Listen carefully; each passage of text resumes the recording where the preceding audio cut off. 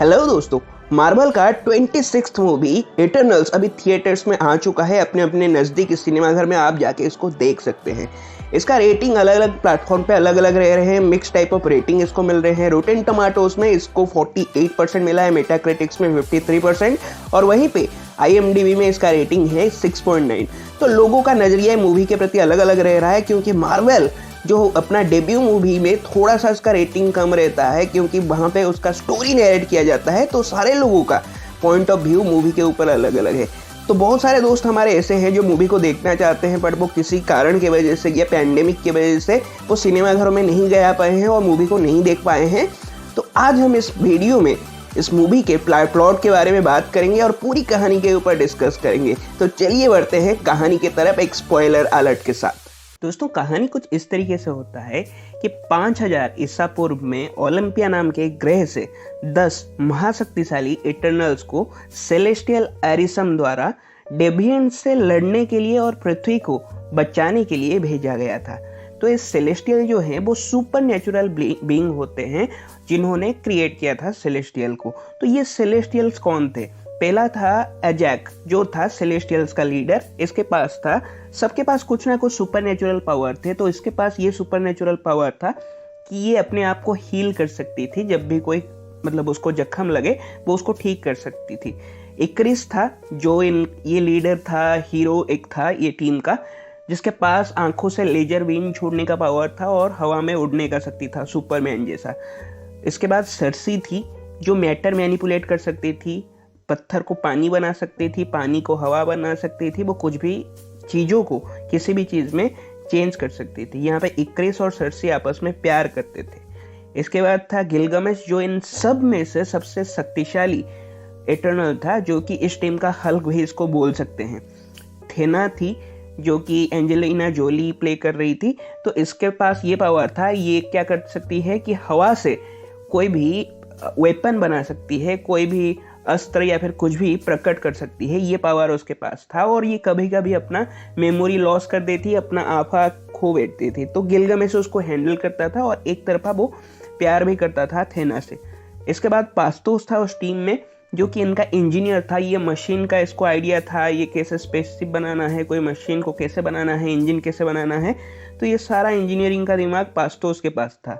मक्कारी थी जो बोल नहीं सकती थी और ये बहुत तेज भागती थी। और ड्रेक था जो माइंड मैनिपुलेट कर सकता है लोगों को कुछ भी वो बहका सकता है, कुछ भी उनको समझा सकता है। टेलीपैथी का पावर उसके पास है। और ये मक्कारी और ड्रेक आपस में प्यार करते थे।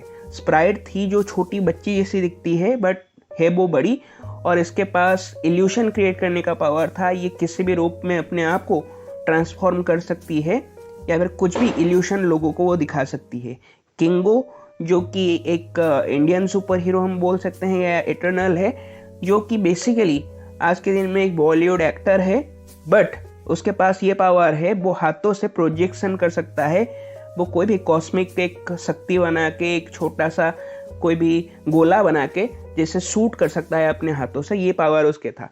तो मिलियंस ऑफ ईयर्स से ये लोग क्या करते थे कि मानवता को डेविएंट से बचाते थे, पर उन्हें मानवीय मामलों में हस्तक्षेप करने का अनुमति नहीं था। कोई भी चीज़ हो जाए, थैनोस स्नैप कर दे, कोई दंगा हो जाए, कोई मसला हो जाए, ये लोग उसमें इंटरफियर नहीं कर सकते हैं। इनको बस डेविएंट से लड़ना था।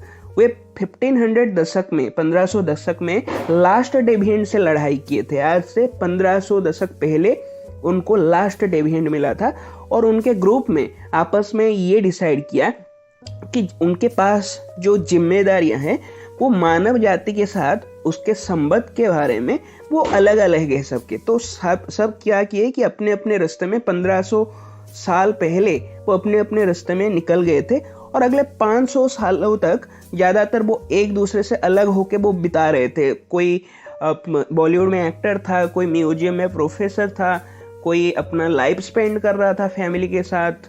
तो वो हर कोई अपने अपने लाइफ को एंजॉय कर रहे थे और वो वेट कर रहे थे। एरिसम जो उनका सेलेस्टियल लीडर था, वो उनको घर कब भेजे उसका वो वेट कर रहे थे। तो इसमें क्या होता है कि वर्तमान समय में हमारा सीन आता है और दिखाया जाता है सर्सी और स्प्राइट लंदन में एक साथ रहते हैं। 500 साल पहले उनका जो साथी था, सर्सी का जो साथी था इक्रेस, उसका और उसका मतलब ब्रेकअप टाइप का हो गया था और इक्रेस उसको छोड़ के चला गया था क्योंकि दोनों का आपस में प्यार था। अब एक जो सर्सी है वो डेन व्हिटमैन के साथ उसका रिलेशन है और वो डेन व्हिटमैन जो है वो नेचुरल हिस्ट्री म्यूजियम में वो एज ए प्रोफेसर वो काम करता है। और ये क्या होता है कि एक पार्टी में जाते हैं, उसका बर्थडे पार्टी था डेन व्हिटमैन का। जब वो रिटर्न कर रहे थे सर्सी स्प्राइट और डेन व्हिटमैन, तो उन पर एक डेविएंट क्रो द्वारा हमला हो जाता है और वहीं पे क्या होता है कि इक्रिस भी वहाँ पे आ जाता है और वो डेविएंट को वहाँ पे मतलब उसको हराने के लिए वो कोशिश करता है, हरा तो नहीं पाता है। वो लोग उसके साथ फाइट करते हैं और वो डेविएंट का पीछा करता है। वो ये महसूस करते हैं वो लोग कि अभी सारे डेविएंट्स वापस आ चुके हैं और ये अब टाइम आ चुका है। जो इटर्नल्स वो सेटर हो गए थे, इधर उधर चले गए थे, अपना अपना लाइफ स्पेंड कर रहे थे और घर जाने का प्रतीक्षा कर रहे थे, अभी सब लोगों को इकट्ठा करने का टाइम आ गया है। तो इसका वो तैयारी करते हैं। तो ये क्या करते हैं कि ये लोग पहले जाते हैं साउथ डेकोटा का यात्रा करते हैं। वहाँ पे उनको पता चलता है कि उनका जो लीडर था उनका टीम का एजैक, जिसके पास हीलिंग का पावर था, उसको तो क्रो के द्वारा पहले ही वो मार दिया गया था, ठीक है, जिसके परिणाम स्वरूप उस क्रो को या उस डेविएंट को हीलिंग का पावर मिल गया था। ये लोग क्या कर रहे थे, जिसको भी ये मारते थे, जिस भी इटर्नल को या फिर कोई भी सुपरनेचुरल पावर को, बीइंग को, उसका पावर भी वो शक कर लेते थे तो उसके पास उनका पावर आ जाता था। तो हीलिंग का पावर इसको चला गया था, क्रो डेविएंट को चला गया था। तो सर्सी को ये पता चलता है कि एजैक के पास जो एरिसम के साथ बात करने के लिए, कम्युनिकेट करने का उसके पास क्षमता दिया गया था, ठीक है। और जो उसको अभी क्या होता है कि अभी उनका लीडर तो मर गया था, तो उसके अंदर एक छोटा सा कॉस्मिक गोला था, वो आके सर्सी के अंदर मिल जाता है। तो अभी वो पावर उसके पास आ जाता है सर्सी के साथ, जो इटर्नल के साथ अभी वो बात कर सकती है।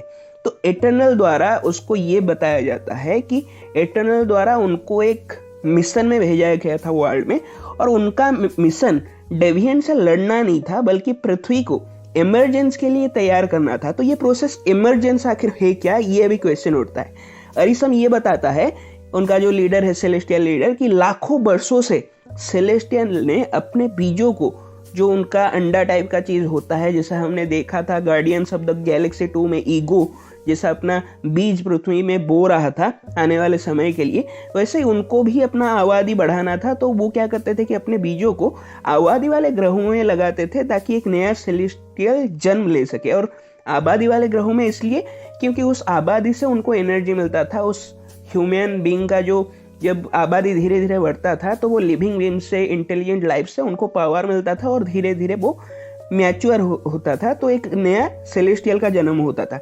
तो वो जो छोटा सा सेलेस्टियल का बीज था, उसका सुरक्षा करने के लिए और सही से ह्यूमन रेस वो प्रोटेक्टेड रहे, जो एपेक्स प्रेडेटर होते थे, शेर होता था, डायनासोर होता था, जो ह्यूमन पर अटैक करते थे, उनको मारने के लिए डेविएंट का जन्म किया था या फिर क्रिएशन किया था सेलेस्टियल ने, और उनको भेजा था दुनिया में। बट ये लोग क्या करते हैं कि अपना ही इंटेलिजेंस लगाते हैं और इवॉल्व हो जाते हैं, और ये लोग उन एपेक्स प्रेडेटर को मारने की जगह पे ह्यूमन पर ही वो अटैक करके उनको मारना शुरू कर देते हैं। तो वर्ल्ड का बैलेंस रखने के लिए और इन डेविएंट्स को मारने के लिए इटर्नल्स को भेजा गया था दुनिया में। और इटर्नल्स कुछ नहीं, ये एक रोबोट टाइप के होते थे, उनके दिमाग में एक मेमोरी फीड किया जाता था, और जब एक मिशन उनका खत्म होता था एक दुनिया से, तो उनको दूसरे दुनिया में भेज दिया जाता था, और इनको यहाँ पे वर्ल्ड में भेजा गया था इन डेविएंट्स को मार के सेलेस्टियल टिमुथ के जन्म का प्रोटेक्शन करने के लिए, ये इमरजेंस प्रोसेस को प्रोटेक्ट करने के लिए उनको भेजा गया था। ये दुनिया से, वर्ल्ड से जो सेलेस्टियल निकलने वाला होता है उसका नाम होता है टिमुथ। और अभी दुनिया में इतना ज़्यादा आबादी हो गया था पृथ्वी में कि वो सेलेस्टियल टिमुथ आराम से जन्म ले सकता था और इमरजेंस प्रोसेस होने वाला था और दुनिया खत्म होने वाला था। बट इटर्नल्स को क्या होता है कि मानवता से प्रेम हो गया था, वो लोग उसके साथ रहे थे, उनको सारा चीज़ सिखाए थे, खास तौर पे सर्सी। तो ये लोग नहीं चाहते थे कि ये इमरजेंस का प्रोसेस हो, तो सारे लोग आपस में इकट्ठा होते हैं और ये डिसीजन लेते हैं कि ये इमरजेंस के प्रोसेस को वो लोग रोकेंगे। हालांकि क्रो और बाकी डेविएंट क्या करते हैं कि उन पर हमला कर देते हैं जब वो ड्रुइग से मिलने के लिए जाते हैं अमेजन के जंगल पे। तो वहीं पे क्या होता है, गिलगामेश को मार देता है और उसका सारा एनर्जी वो ड्रेन कर लेता है, वो अपने दिमाग में बिठा देता है। भागने से पहले वो अपने शक्तियों के साथ पूरी तरह से बोलने का क्षमता वो प्राप्त कर लेता है और उसको ये पता चलता है कि एटर्नल्स किस तरीके से, उनके मेमोरी से उसको ये पता चल जाता है कि उसके भाइयों को मार रहे हैं एटर्नल्स। तो वो कसम खाता है कि एटर्नल्स को भी वो खत्म कर देगा। गिलगामेश का अंतिम संस्कार होता है इंडियन स्टाइल में और उसके अस्थियों को रिवर में बहा दिया जाता है। उसके बाद वो सारे एटर्नल्स पास्टोस के पास जाते हैं, उसका दौरा करते हैं, जो बताता है कि यूनिमाइंड नाम का एक मशीन बना के वो सारे एटर्नल्स के बीच में एक कनेक्शन बना देगा और उस कनेक्शन को या वो यूनिमाइंड को ड्रोइक कंट्रोल करेगा, क्योंकि उसके पास माइंड कंट्रोल का पावर था। उसके सहायता से वो क्या करेंगे कि वो जो छोटा सा टिमुथ निकलने वाला होता है या फिर जो सेलेस्टियल निकलने वाला होता है वो उसको कमांड देंगे सो जाने के लिए और ये इमरजेंस का प्रोसेस रुक जाएगा। और वहीं पे क्या होता है कि किंगो को ये लगता है कि वो अरिशम का जो सेलेस्टियल का जो उनका जज है या फिर जो उनका लीडर है सेलेस्टियल का, वो उसको फेस नहीं कर सकता। तो वो डिसीजन करता है कि वो ये लड़ाई नहीं लड़ेगा और वो वहाँ पे छोड़ के चला जाता है अपने पीए के साथ, करेन के साथ, जो उसका पीए होता है उसके साथ चला जाता है।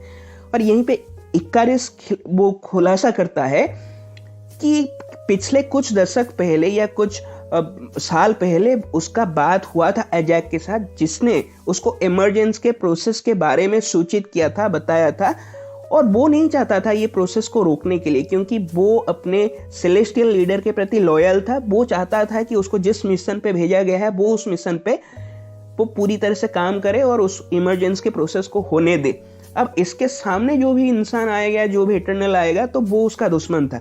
तो वो क्या करता है कि वहाँ पे एजैक को डेविएंट जो अलास्का में फ्रीज पड़े थे और ग्लोबल वार्मिंग की वजह से धीरे धीरे निकल रहे थे, उनको वो खिला देता है और वहीं पे लड़ाई होता है एजैक और सारे डेविएंट्स के बीच में। और डेविएंट का जो लीडर क्रो उसको मार के उसका एनर्जी वहाँ पे ड्रेन कर लेता है।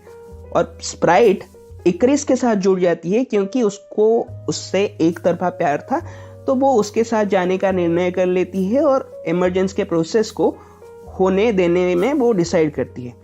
अभी मक्कारी क्या करती है कि उसको पता चलता है कि इंडियन ओशन में एक एक्टिव वोल्केनो है, ज्वालामुखी है, जिसके पैर पे इमरजेंस का स्थान है, जहाँ पे इमरजेंस का प्रोसेस होने वाला था। और वहाँ पे वो लोग पहुँच जाते हैं इक्रिस और स्प्राइट से लड़ाई करने के लिए। क्रो जो इटर्नल से बदला लेना चाहता था, डेविएंट्स का राजा या किंग या लीडर, वो आता है और उन पर हमला कर देता है। थेना से वो लड़ता है और वो क्या करता है कि उसको एक छोटा से गुफा में लेके चला जाता है उसको मारने के लिए, बट वहाँ पे उसको थेना ही वहाँ पे टाइम देख के उसको निपटा देती है, मार देती है। ड्रोइग ने स्प्राइट को क्या कर दिया था, पीछे से बार करके उसको सेंसलेस कर दिया था। तो स्प्राइट अभी लड़ नहीं रही थी और स्प्राइट के मन में ये था कि वो बड़ी नहीं हो सकती है, ह्यूमन जैसा कुछ भी काम नहीं कर सकती है, तो वो ह्यूमन से बहुत ज़्यादा वो हेट करती है। तो इसलिए वो इक्रिस के साथ लड़ रही थी इमरजेंस प्रोसेस को होने के लिए। अभी वो लड़ाई से बाहर हो गई थी। अभी इक्रिस को बस करने के लिए सारे इटर्नल्स एक साथ काम करना शुरू कर देते हैं और पास्टोस क्या करता है कि यूनिमाइंड को सक्रिय कर देता है, जो इक्रिस सर्सी के लिए प्यार से उस चीज़ से जुड़ता है, क्योंकि सर्सी से वो प्यार करता था और सर्सी को देख के वो नहीं चाहता है अभी इमरजेंस होने देने के लिए, और वो क्या करता है कि इटर्नल्स का साथ देता है। ड्रोइक टिमुथ को रोकने के लिए वो समर्थ नहीं था, क्योंकि टिमुथ जो था एक्चुअल में एक सेलेस्टियल था और ये लोग इटर्नल्स थे, तो इनके पास इतना पावर नहीं था, तो वो उसको कंट्रोल नहीं कर सकता था। तो सर्सी क्या करती है, जो मैटर मैनिपुलेशन करती थी, वो किसी भी चीज़ को किसी चीज़ में परिवर्तित कर देती थी, वो जाके वो इटर्नल के हाथ के ऊपर बैठ जाती है। ये सारा लड़ाई उसके उंगलियों पे ऊपर ही हो रहा था, तो उसके हाथ के ऊपर बैठ जाती है और अपने पावर से उसको धीरे धीरे बर्फ में बदलना शुरू कर देती है और उसमें वो सक्षम भी हो जाती है। ठीक है, और ये जब लड़ाई ख़त्म होता है, इससे वो इक्रिस बहुत ज़्यादा गिल्टी फील करता है। वो अपने दोस्तों को धोखा दिया उसने और उनके खिलाफ उसने खड़ा रहा और लड़ाई किया, तो इसके वजह से वो वर्ल्ड के बाहर चला जाता है उड़ के। उसके पास उड़ने का पावर था और सूर्य के तरफ, सन के तरफ बहुत तेज़ी से वो उड़ते हुए जाता है और सुइसाइड कर लेता है खुद को जला के। अब सर्सी क्या होता है, उसके पास यूनिमाइंड है, उसका कुछ अंतिम ऊर्जा उसके पास था, कुछ शक्ति था, उसको वो यूज़ करके स्प्राइट को ह्यूमन में बदल देती है, ताकि स्प्राइट अभी उम्र उसका बढ़ सके और वो ह्यूमन जैसा सारा काम कर सके और वो जो भी चाहती थी। अब टीम क्या होती है कि अलग अलग हो जाती है। थेना, ड्रोइग और मक्कारी अपने अंतरिक्ष यान में, ठीक है, और दूसरे इटर्नल्स को खोजने के लिए वो चले जाते हैं। उन दुनिया में और भी इटर्नल्स में हैं, पूरे यूनिवर्स में वो सिर्फ 10 ही नहीं थे, तो वो दूसरों को ढूंढने के लिए वो एक मिशन पे चले जाते हैं। सर्सी, पास्तोस और किंगो और स्प्राइट ये लोग पृथ्वी में ही रहते हैं, ठीक है। जैसा कि डेन व्हिटमैन सर्सी के लिए अपना प्यार का इजहार करता है क्योंकि वो उसको प्यार करता था, और वो उसको बताने वाला होता है कि उसके फैमिली का भी एक हिस्ट्री है, एक सीक्रेट वो बताने वाला होता है। और वहीं पे क्या होता है कि सर्सी, पास्तोस, किंगो को, जो लोग दुनिया में थे, उनको अरिसम द्वारा अंतरिक्ष में खींच लिया जाता है सेलेस्टियल के द्वारा, ठीक है, जो इस बात से नाराज था कि उन्होंने ह्यूमन के लिए एक सेलेस्टियल का सैक्रिफाइस करने का फैसला लिया, ठीक है। बट उनको बख्शने के लिए वो ये जजमेंट करने का फैसला लेता है क्योंकि वो एक जज था, ठीक है। वो ये बोलता है कि मैं तुम्हारे मेमोरी से पता लगाऊंगा कि तुम लोग डिजर्व करते हो जीने के लिए या सजा मिलने के लिए, ये मैं डिसाइड करूंगा और जजमेंट करूंगा।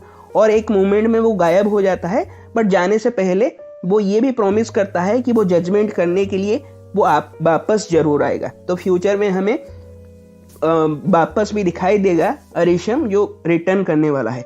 मिड क्रेडिट्स में हमें ये दिखाई देता है कि थेना, मक्करी और ड्रुइग जो अपने स्पेसशिप में ढूंढने के लिए जा रहे थे दूसरे इटर्नल्स को, वहीं पे थैनोस का भाई वहां पे प्रकट हो जाता है। जैसे कि एक स्पेस स्टोन से थैनोस निकलता था, वैसे ही वो वहां पे प्रकट हो जाता है अपना हेल्पर पीप के द्वारा, जो एक क्रिएचर होता है। और ये स्टार फॉक्स होने वाला है मार्वल सिनेमैटिक यूनिवर्स में, और आगे एक बहुत बड़ा रोल प्ले करने वाला है, जो प्रॉमिस करता है कि उनको मदद करेगा सारे दूसरे इटर्नल्स को ढूंढने में। इसका एक पोस्ट क्रेडिट सीन भी है जिसमें डेन व्हिटमैन क्या करता है कि अपने पूर्वजों से विरासत में मिली हुई एक पुरानी एक चेस्ट को खोलता है, जिसमें एक बहुत ओल्ड ट्रेडिशनल इबोनी ब्लेड रखा हुआ था, एक तलवार रखा हुआ था, ठीक है। जबकि उसके पीछे से ऑफ स्क्रीन से एक आवाज उसको पूछता है कि क्या तुम तैयार हो इसको पकड़ने के लिए, इसको होल्ड करने के लिए, क्योंकि इबोनी ब्लेड का जो इतिहास है उसको ब्लैक नाइट होल्ड करता था, जो थोड़ा सा काइंड ऑफ नेगेटिव कैरेक्टर था, जो वो ब्लेड उसको ट्रांसफॉर्म कर देता था। तो ये पूरी स्टोरी है इटर्नल्स की। तो दोस्तों आशा करता हूँ कि ये मूवी का एक्सप्लेनेशन आपको समझ में आया होगा। तो अगर ये वीडियो आपको पसंद आया, मूवी पसंद आया, स्टोरी पसंद आया, तो वीडियो को लाइक जरूर करिए, शेयर जरूर करिए। अगर इस चैनल पे हैं तो इसको सब्सक्राइब जरूर करिए, क्योंकि ऐसे ही वीडियोस में आपके लिए लेके आता रहूँगा। और तब तक आप मुझे इजाज़त दीजिए, मैं आपसे मिलूंगा नेक्स्ट वीडियो में। और आप अपना ख्याल रखिए, घर में रहिए, सुरक्षित रहिए और मुस्कुराते रहिए। Take care and bye bye.